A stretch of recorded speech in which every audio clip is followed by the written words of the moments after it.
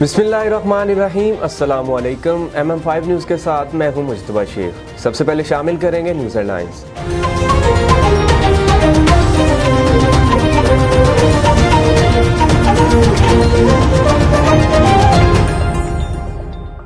यहाँ पर आपको अहम तरीन खबर से आगाह कर रहे हैं कि भारत में कोरोना वायरस की बिगड़ती सूरत हाल के पेश नज़र बरतानिया ने भारत को भी रेड लिस्ट में शामिल करने का फैसला कर लिया है और इस फैसले का इतलाक 23 अप्रैल से किया जाएगा, जबकि बरतानवी वज़ीर आज़म बोरिस जॉनसन ने अपना दौरा भारत भी कैंसिल कर दिया। इस बारे में मज़ीद जानते हैं लंदन में मौजूद MM5 न्यूज़ के ब्यूरो चीफ अहमद अतीक से। जी अहमद, हमारे नाजरीन को बताइएगा कि बरतानिया के पाकिस्तान के बाद अब भारत को भी रेड लिस्ट में शामिल करने के फैसले के बाद क्या हर किस्म के ट्रैवल को भी बैन कर दिया जाएगा?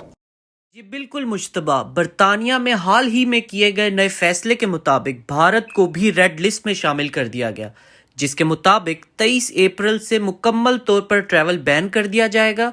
बरतानवी और आयरिश शहरी रेड लिस्ट वाले मुमालिक से तब भी वापस आ सकते हैं, लेकिन इन्हें 10 दिन तक होटल क्वारंटीन करना लाजमी होगा। इसके साथ साथ मैं आपको बताता चलूं कि कोरोना के बढ़ते केसेस और बदतरीन सूरत हाल के बायस बरतानिया के वजीर आज़म बोरिस जॉनसन को भी अपना सरकारी दौरा मुअत्तल करना पड़ा।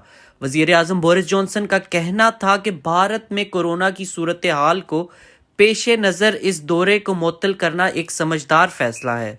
भारत में कोरोना की बदतरीन सूरत हाल के बायस सिर्फ इतवार के दिन 2,70,000 केसेस रिकॉर्ड किए गए, जिसकी बिना पर बरतानवी हुकूमत को ट्रैवल बैन का इकदाम उठाना पड़ा।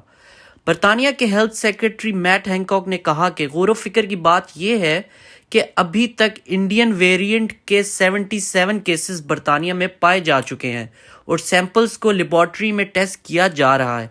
आया कि ये वेरिएंट कितना खतरनाक है और मौजूदा वैक्सीन इसके बचाव पर कितना असर अंदाज होगी।